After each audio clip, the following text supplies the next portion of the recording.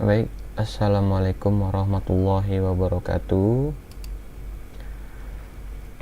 Kita berjumpa lagi pada kuliah online e-bisnis pada hari Senin tanggal 4 Mei 2020. Ya, baik, pada hari ini kita akan memasuki pertemuan 31 ya. Dengan topik bahasan kita pada hari ini yaitu aspek legal, etika, dan hukum dalam e-bisnis. Nah, baik, saya akan mulai saja presentasinya. Mari kita mengucapkan bismillah sebelum mulai mata kuliah. Bismillahirrahmanirrahim. Baik, aspek legal, etika, dan hukum dalam e-bisnis. Aspek legal dalam e-bisnis menyangkut regulasi yang mengatur jalannya bisnis berbasis elektronik agar dapat sesuai dengan hukum dan aturan-aturan yang berlaku pada suatu negara. Jadi teman-teman udah pasti tahu ya apa itu makna dari legal gitu ya. Legal tuh ya secara kasarnya, simpelnya itu ya resmi gitu. Tidak ada pelanggaran terhadap sesuatu apapun. Nah, isu-isu hukum dari aspek legal ini yang sekiranya menjadi topik bahasan dalam e-bisnis ini. Yang pertama, satu, aspek hukum bisnis konvensional tidak dapat mengatasi permasalahan hukum dalam perdagangan online. Nah, jadi bisnis konvensional ini yang dimaksud ya bisnis konvensional biasa, ada penjual, ada pembeli, bertemu langsung ya. Nah, aturan-aturan yang ada pada bisnis konvensional tidak dapat mengatasi permasalahan yang ada dalam perdagangan online. Isu yang kedua itu perlunya adanya aturan khusus mengatur pengguna internet yang tanpa batas. Nah, hal ini terkait jurisdiksi. Jurisdiksi ini adalah hukum yang berlaku pada suatu negara atau wilayah. Nah, sedangkan internet ini adalah luas cangkupannya, bisa di negara Amerika, India, Cina. Nah, aturannya itu mungkin berbeda. Dari Amerika aturannya berbeda, Cina juga berbeda, Indonesia juga bahkan berbeda. Nah, ini yang perlu ada aturan khusus yang mencangkup untuk berlakunya ke seluruh dunia, seperti itu ya. Kemudian isu yang ketiga, tingkat kejahatan internet semakin meningkat dan bervariasi. Nah, ini kaitannya dengan cybercrime. Yang baru-baru ini juga kita dengar sama-sama data dari Tokopedia bocor dan datanya dijual di deep web. Nah, kapan-kapan kita akan bahas tentang deep web ini ya, atau dark web. Nah, kemudian isu yang keempat yaitu setiap negara perlu menerapkan hukum khusus cyber law ya, aspek legal dan etika bisnis dalam bisnis online. Oke, jadi aspek legal itu kait eratannya dengan haki ya, atau hak atas kekayaan intelektual dalam konteks e-bisnis seperti ini, yang dimana semuanya dilakukan secara elektronik. Nah, haki ini yaitu hak yang berasal dari kegiatan intelektual manusia yang memiliki manfaat ekonomi. Nah, atau hak yang timbul dari hasil olah pikir manusia ya, yang menghasilkan satu produk atau proses yang berguna untuk kepentingan manusia. Nah, yang lebih terkait di sini adalah memiliki manfaat ekonomi. Nah, jadi kalau misalkan hasil kegiatan intelektual manusia ini artinya berpikir nih. Nah, hasil pemikiran kalian itu menghasilkan manfaat ekonomi. Nah, itu bisa diajukan haki ya, atau hak. Kemudian pembagian haki itu ada dua, hak cipta atau copyright dan hak kekayaan industri, industrial property right, yang dimana hak industrial kekayaan industri ini ada berupa paten, desain industri, merek atau trademarks ya, merek dagang, antisipasi praktik persaingan curang, desain tata sirkuit terpadu, rahasia dagang ya, atau rahasia perusahaan biasa kita kenal. Kemudian ada nama dagang atau nama komersil. Nah, untuk pengakuan haki atau hak kekayaan intelektual yang diakui dalam konteks teknologi informasi.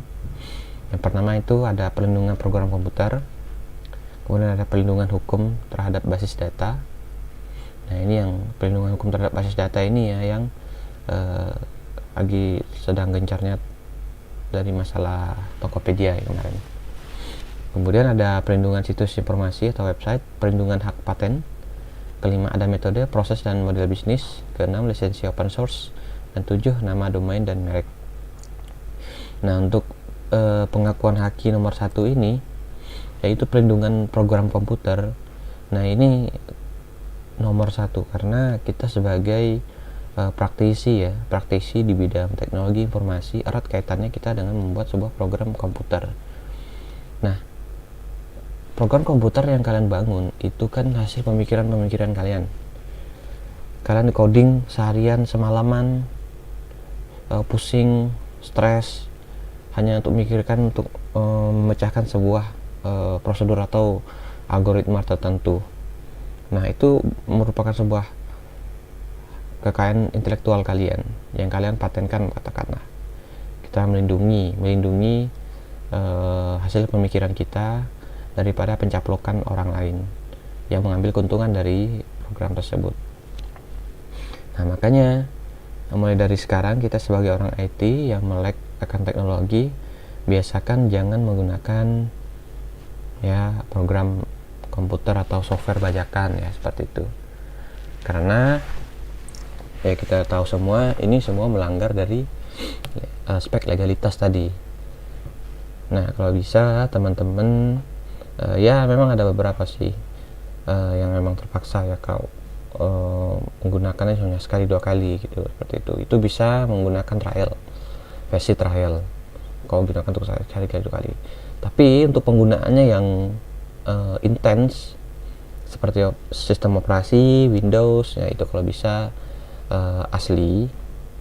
Biasanya ini didapatkan ketika pas beli laptop ya, udah asli. Nah, kemudian selain OS itu juga Microsoft Word, Excel, dan lain-lain, pokoknya produk Microsoft. Nah, itu 2 itu kadang penting yang jika kalian punya budget lebih, bisa untuk menabung untuk membelinya secara online. Di situs marketplace kita sudah banyak yang menjual online. Nanti dia akan kirim dalam bentuk CD, DVD, nanti kita akan install seperti itu. Nah, kemudian yang kedua, hukum terhadap basis data, ini sudah jelas. Kemudian yang ketiga ini perlindungan situs informasi atau website. Nah, website kita juga perlu dilindungi ya dari pembajakan seperti itu. Kemudian hak paten, kalian menemukan apa-apa, ini ada perlindungannya. Kemudian metode, proses, dan model bisnis. Nah, metode ini jika kalian menemukan, contoh lah, kalian menemukan metode pembelajaran menggunakan produk A atau software A, B, C. Nah, ini bisa dilakukan pengakuan dari hak kekayaan intelektual. Lisensi open source. Nah, bahkan sebuah produk dikatakan open source. Open source ini kan artinya dia terbuka secara umum. Orang bebas menggunakan produk ini yang open source ini. Katakanlah Linux itu bebas digunakan, bebas di develop, tapi dengan catatan kita harus berkontribusi dari produk itu sendiri. Nah, misalkan lah saya ada sebuah software open source, tidak untuk diperjualbelikan, tidak untuk komersil, hanya untuk keperluan pribadi, saya katakan disclaimernya seperti itu, atau saya bilang di awal seperti itu. Namun ada orang yang memakai software saya untuk keperluan bisnis dia berjalan, menghasilkan keuntungan. Nah, itu juga melanggar ya, karena di sini saya katakanlah saya bilang ini open source, silakan digunakan untuk keperluan pribadi, tapi jangan digunakan untuk komersil, jangan untuk dijual seperti itu. Tahu-tahu ada yang jual, nah itu juga pelanggaran ya. Dan bahkan gratis pun, open source itu pun juga haki ya, karena dari domain dan merek. Oke, next selanjutnya. Kemudian tadi kita bahas aspek etika, kemudian selanjutnya kita bahas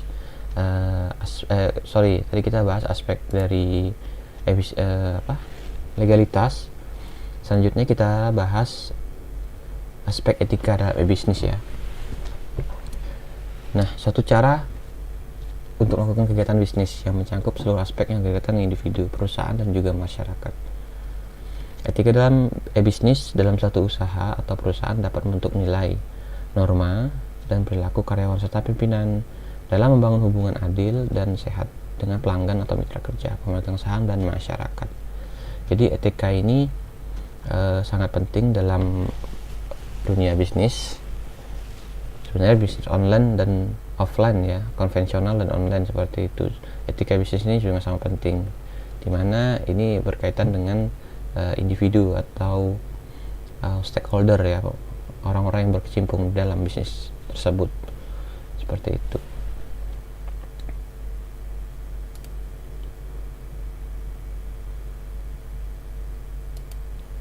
Oke, berikutnya, jadi aspek etika ini saya rangkum ya, ada 3 aspek etika dalam bisnis ini, dalam bisnis. Yang pertama, adil. Nah, keadilan dapat memberikan keseimbangan tanpa memihak siapapun dalam hal tanggung jawab. Dengan berlaku adil dari pelaku bisnis online, tentunya akan membuat konsumen menjadi senang dan tidak menguntungkan siapapun atau merugikan siapapun. Yang pada intinya adil ya. Adil dalam arti adil itu bukan sama rata ya. Adil itu belum tentu sama rata. Adil itu adalah sesuatu yang didapatkan sesuai dengan porsinya, seperti itu. Jadi misalkan saya katakan misalkan ada gajah, ada gajah, ada ikan, ada monyet. Nah, ketiga ini misalkan 3 hewan ini akan saya uji misalkan untuk menjadi hewan terbaik. Contoh, ini fiksi contoh. Jadi untuk menjadi hewan terbaik saya akan mengadakan sebuah tes pertama. Semua akan sama rata, semua akan melakukan tes ini sama rata ya. Maka kalau kita ngomong konteksnya sama rata, silakan manjat pohon dalam waktu 10 detik. Oke, tesnya sama rata, tapi apakah sesuai porsi masing-masing? Gajah apakah bisa manjat? Nah, kemudian ikan juga apakah bisa manjat? Bahkan untuk keluar dari air aja dia sudah ngap-ngap gitu kan. Ya tentunya monyet yang menang, karena monyet yang ahli di bidang itu. Nah, itu yang saya maksud, adil tuh belum tentu sama rata, seperti itu. Begitu juga dengan dalam dunia bisnis. Kemudian selanjutnya aspek etika yang kedua ini yang kedua.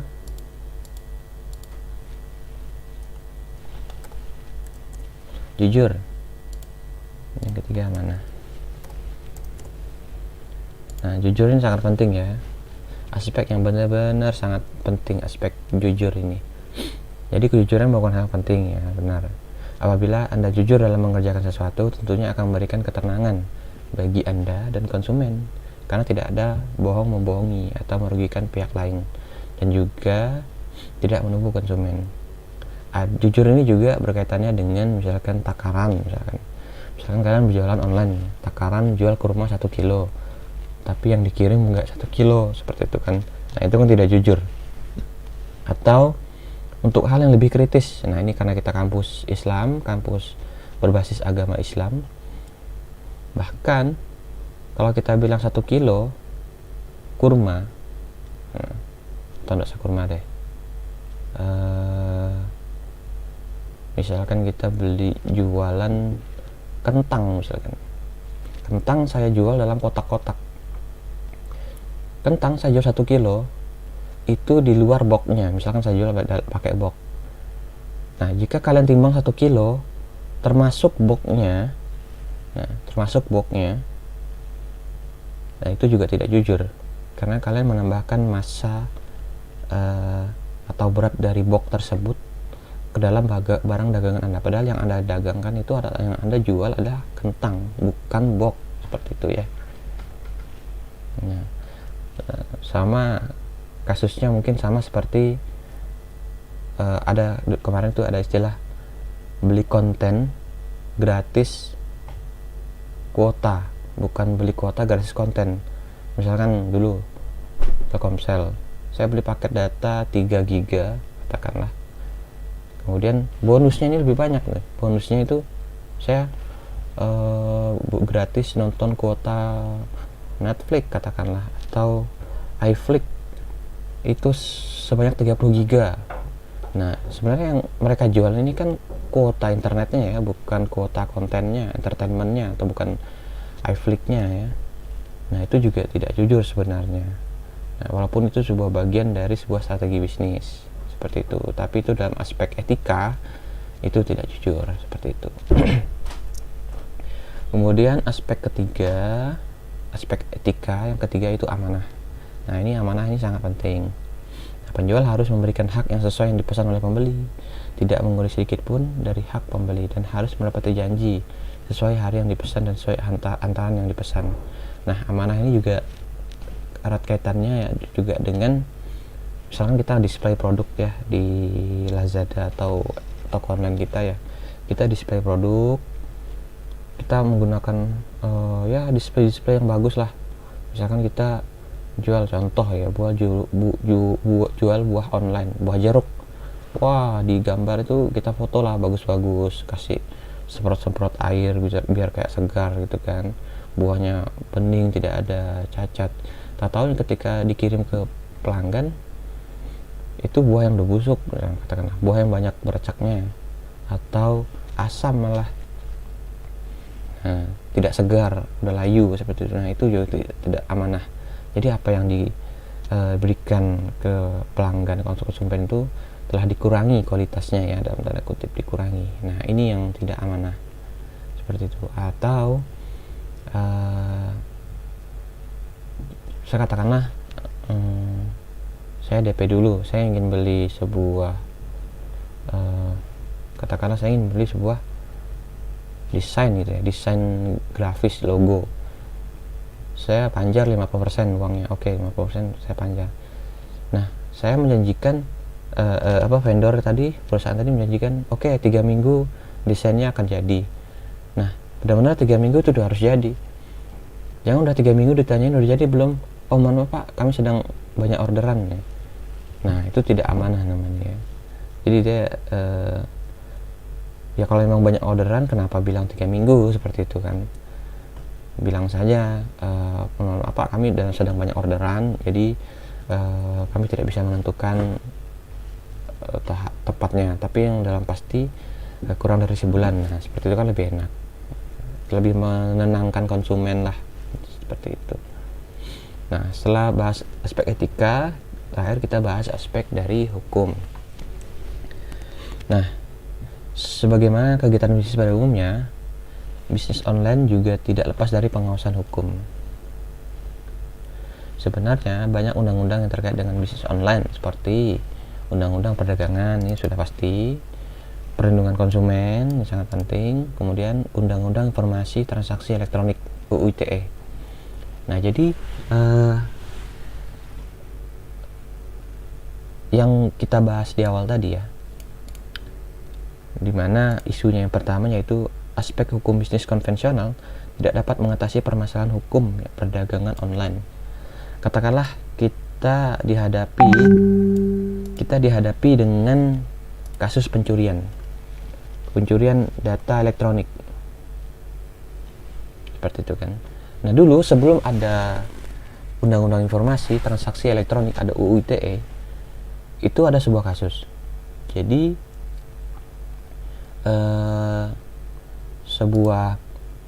dia hacker, kemudian dia mencuri data perusahaan lah, katakan seperti itu, mencuri data. Nah, ketika dia mencuri data, dia ketahuan, tapi dia tidak bisa dijerat. Kenapa bisa tidak dijerat? Nah, berikut saya jelaskan ilustrasinya ya. Jadi ini ada sebuah ini misalkan ini ada sebuah database perusahaan, kemudian ada database, kemudian ada hacker. Nah, hacker di sini Dia judulnya mencuri, ya, mencuri database perusahaan yang diklaim ini adalah rahasia, dicuri ya. Nah, kemudian si hacker tadi itu dijerat dengan pasal pencurian. Nah, namun dia tidak bisa dijerat karena apa? Nah, menurut undang-undang, mencuri itu kan memindahkan dari sesuatu yang ada menjadi tidak ada, dipindah tangankan, seperti itu kan. Nah, sedangkan kalau mencuri data online, data dari perusahaan ini masih ada kok, masih utuh, nggak hilang, iya kan? Data perusahaan itu nggak hilang, ada. Dia cuma menduplikasi. Nah, ini kuncinya, menduplikasi data perusahaan. Nah, yang dia juga punya, perusahaan juga tetap punya perusahaan yang dicuri, tapi bahasanya mencuri data, seperti itu. Nah, ini nggak bisa dijerat pakai hukum biasa, maka lahirlah undang-undang UU ITE tadi, undang-undang informasi teknologi elektronik, seperti itu. Nah, ilustrasinya seperti ini.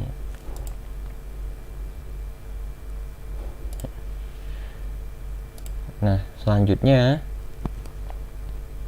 ini sekilas ya tentang UU ITE ini.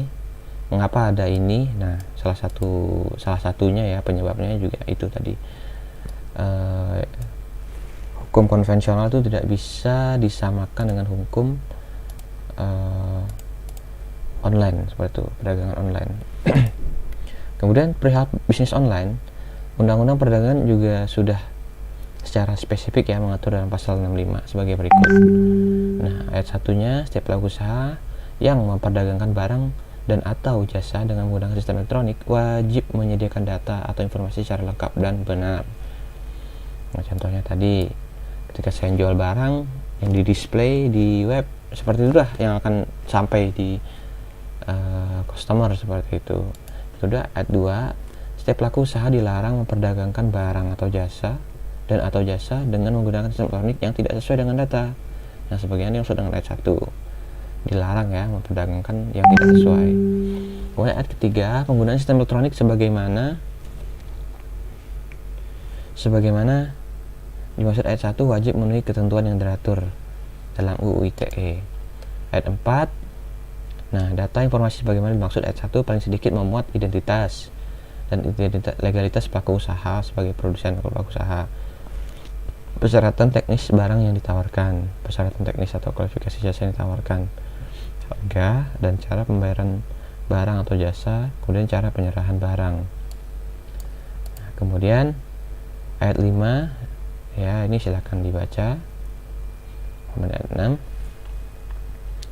Nah, kemudian ini ayat 6 yang ingin saya fokuskan.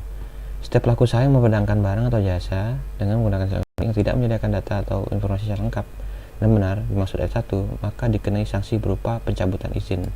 Nah, jadi beberapa sanksi yang saya perhatikan kalau melanggar dari UU ITE ini yang terkait bisnis online ya, itu biasanya izin usahanya dicabut, seperti itu. Oke, mungkin itu saja yang bisa saya sampaikan. Untuk hari ini kita ada tugas minggu ini aja.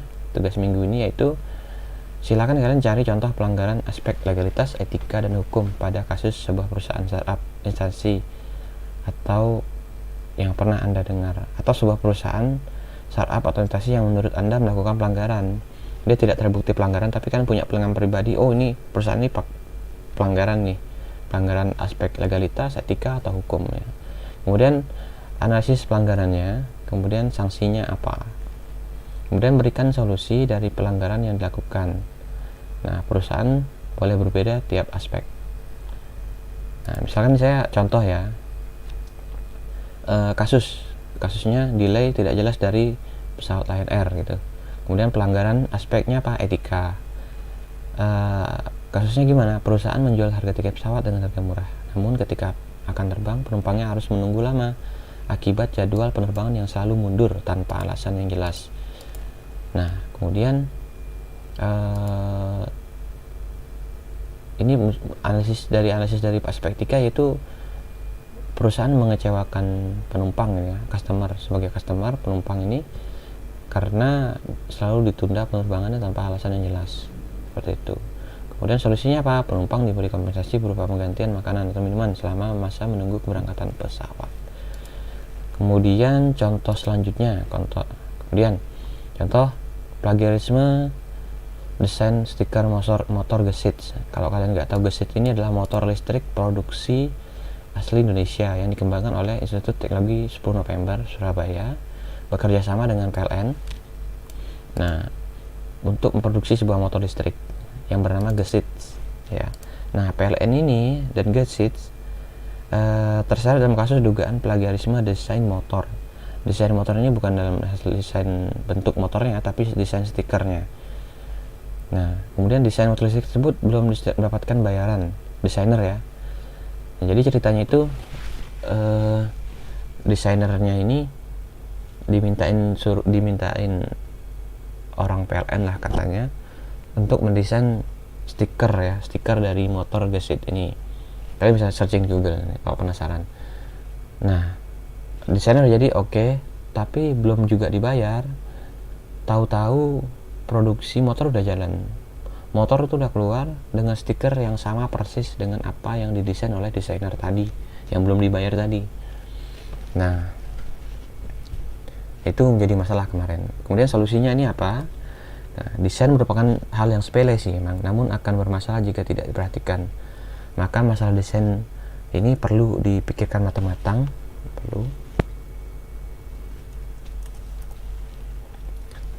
terutama terkait ide dan hak cipta ya, karena ini sangat penting sekali ya. Bisa-bisa apalagi kalian yang bagian teknologi informasi ini, terutama yang paling riskan itu adalah ketika kalian mendesain sebuah poster, katakanlah poster atau video. Nah, kalian mendesain logo katakanlah. Memang untuk memikir ide itu sulit, untuk memikirkan ide awal itu ya sulit. Kalian carilah searching di informasinya di Google, kalian cari Google gambar, oh dapat nih inspirasi dari ini. Nah, kalian mencaplok desain tersebut tanpa menghubungi dari desainer aslinya. Nah, itu bisa nanti kita dikenakan sanksi.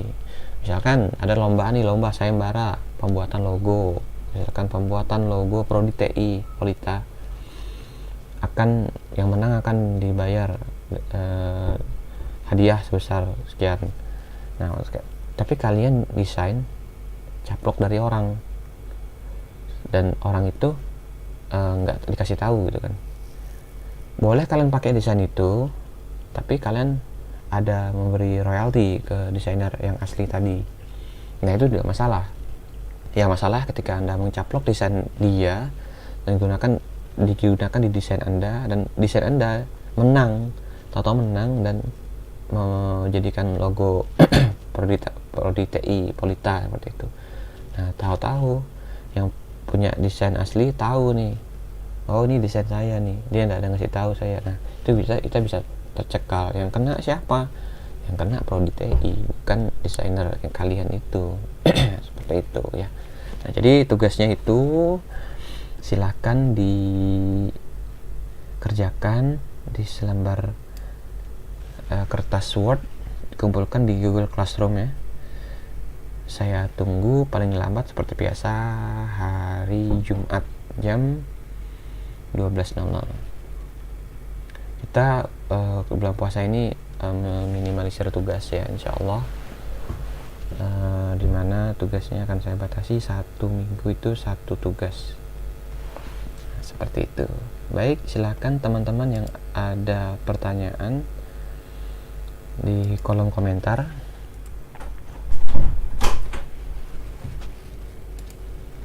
Baik, jika tidak ada yang tanya, saya tunggu pertanyaannya di grup WA.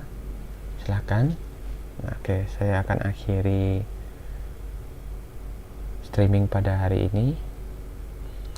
Mari kita tutup dengan baca kafaratul majelis. Subhanallah bihamdika, asyhadu an la ilaha illa anta, astaghfiruka wa atubu ilaik. Wassalamualaikum warahmatullahi wabarakatuh.